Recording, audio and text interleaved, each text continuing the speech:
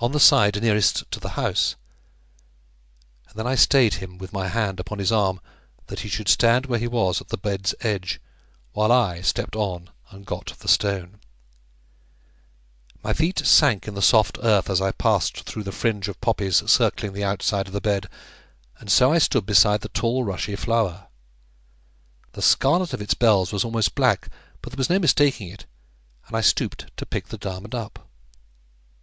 Was it possible? Was there nothing for my outstretched hand to finger, except the soft rich loam, and on the darkness of the ground no guiding sparkle? I knelt down to make more sure, and looked all round the plant, and still found nothing, though it was light enough to see a pebble, much more to catch the gleam and flash of the great diamond I knew so well. It was not there, and yet I knew that I had seen it fall beyond all room for doubt. "It is gone, Elzevir, it is gone!" I cried out in anguish, but only heard a "hush" from him to bid me not to speak so loud. Then I fell on my knees again and sifted the mould through my fingers to make sure the stone had not sunk in and been overlooked.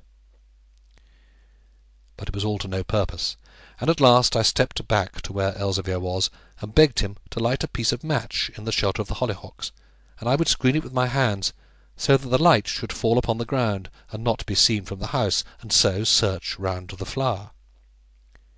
He did as I asked, not because he thought that I should find anything, but rather to humour me, and as he put the lighted match into my hands, said, speaking low, "Let the stone be, lad, let it be, for either thou didst fail to mark the place right, or others have been here before thee. 'Tis ruled we should not touch the stone again, and so 'tis best. Let be, let us get home." He put his hand upon my shoulder gently, and spoke with such an earnestness and pleading in his voice, that one would have thought it was a woman rather than a great rough giant. And yet I would not hear, and broke away, sheltering the match in my hollowed hands, and making back to the red flower.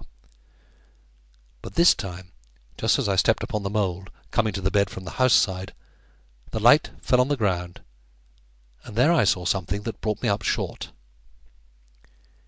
It was but a dint or impress on the soft brown loam, and yet, before my eyes were well upon it, I knew it for the print of a sharp heel, a sharp, deep heel, having just in front of it the outline of a little foot. There is a story every boy was given to read when I was young, of Crusoe wrecked upon a desert isle, who, walking one day on the shore, was staggered by a single footprint in the sand, because he learnt thus that there were savages in that sad place where he thought he stood alone. Yet I believe even that footprint in the sand was never greater blow to him than was this impress in the garden mould to me, for I remembered well the little shoes of polished leather, with their silver buckles and high-tilted heels. He had been there before us.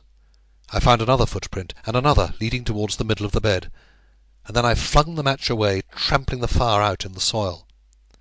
It was no use searching farther now, for I knew well there was no diamond here for us. I stepped back to the lawn and caught Elzevir by the arm.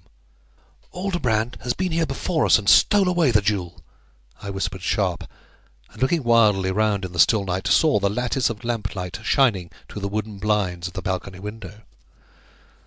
"Well, there's an end of it," said he, "and we are saved further question. 'Tis gone, so let us cry good riddance to it and be off." So he turned to go back, and there was one more chance for me to choose the better way and go with him. But still I could not give the jewel up, and must go farther on the other path which led to ruin for us both. For I had my eyes fixed on the light coming through the blinds of that window, and saw how thick and strong the boughs of the pear-tree were trained against the wall about the balcony. "Elzevir," I said, swallowing the bitter disappointment which rose in my throat, "I cannot go till I have seen what is doing in that room above. I would climb to the balcony and look in through the chinks. Perhaps he is not there. Perhaps he has left our diamond there, and we may get it back again." So I went straight to the house, not giving him time to raise a word to stop me, for there was something in me driving me on, and I was not to be stopped by anyone from that purpose. There was no need to fear any seeing us, for all the windows, except that one, were tight shuttered, and though our footsteps on the soft lawn woke no sound, I knew that Elzevir was following me. It was no easy task to climb the pear tree, for all that the boughs looked so strong, for they laid close against the wall and gave little hold for hand or foot. Twice or more an unripe pear was broken off and fell rustling down through the leaves to earth, and I paused and waited to hear if anyone was disturbed in the room above. But all was deathly still, and at last I got my hand upon the parapet, and so came safe to the balcony. I was panting from the hard climb, yet did not wait to get my breath, but made straight for the window to see what was going on inside. The outer shutters were still flung back, as they had been in the afternoon, and there was no difficulty in looking in, for I found an opening in the lattice blind just level with my eyes, and could see all the room inside. It was well lit, as for a marriage feast, and I think there were a score of candles or more burning in holders on the table or in sconces on the wall. At the table, on the farther side of it away from me, and facing the window, sat Aldobrand, just as he sat when he told us the stone was a sham. His face was turned towards the window, and as I looked full at him it seemed impossible but that he should know that I was there. In front of him on the table lay the diamond, our diamond, my diamond, for I knew it was a diamond now and not false. It was not alone, but had a dozen more cut gems laid beside it on the table, each a little apart from the other. Yet there was no mistaking mine, which was thrice as big as any of the rest. And if it surpassed them in size, how much more did it excel in fierceness and sparkle! All the candles in the room were mirrored in it, and as the splendour flashed from every line and facet that I knew so well, it seemed to call to me, "Am I not queen of all diamonds of the world? Am I not your diamond? Will you not take me to yourself again? Will you save me from this sorry trickster?" I had my eyes fixed, but still knew that Elzevir was beside me. He would not let me risk myself in any hazard alone without he stood by me himself to help me in case of need. And yet his faithfulness but galled me now, and I asked myself with a sneer, "Am I never to stir hand or foot without this man to dog me?" The merchant sat still for a minute, as though thinking, and then he took one of the diamonds that lay on the table, and then another, and set them close beside the great stone, pitting them, as it were, with it. Yet how could any match with that? For it outshone them all, as the sun outshines the stars in heaven. Then the old man took the stone and weighed it in the scales which stood on the table before him, balancing it carefully, and a dozen times, against some little weights of brass. And then he wrote with pen and ink in a sheepskin book, and afterwards on a sheet of paper, as though casting up numbers. What would I not have given to see the figures that he wrote? Or was he not casting up the value of the jewel, and summing up the profits he would make? After that he took the stone between finger and thumb, holding it up before his eyes, and placing it now this way, now that, so that the light might best fall on it. I could have cursed him for the wondering love of that fair jewel that overspread his face, and cursed him 10 times more for the smile upon his lips, because I guessed he laughed to think how he had duped 2 simple sailors that very afternoon.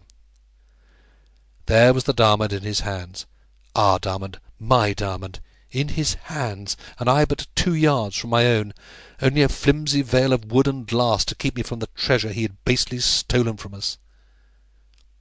Then I felt Elzevir's hand upon my shoulder. "Let us be going," he said. "A minute more, and he may come to put these shutters to and find us here. Let us be going. Diamonds are not for simple folk like us. This is an evil stone, and brings a curse with it. Let us be going, John." But I shook off the kind hand roughly, forgetting how he had saved my life, and nursed me for many weary weeks, and stood by me through bad and worse. For just now the man at the table rose and took out a little iron box from a cupboard at the back of the room. I knew that he was going to lock my treasure into it, and that I should see it no more. But the great jewel lying lonely on the table flashed and sparkled in the light of 20 candles, and called to me, "Am I not queen of all diamonds of the world? Am I not your diamond? Save me from the hands of this scurvy robber." Then I hurled myself forward with all my weight full on the joining of the window frames, and in a second crashed through the glass and through the wooden blind into the room behind. The noise of splintered wood and glass had not died away before there was a sound as of bells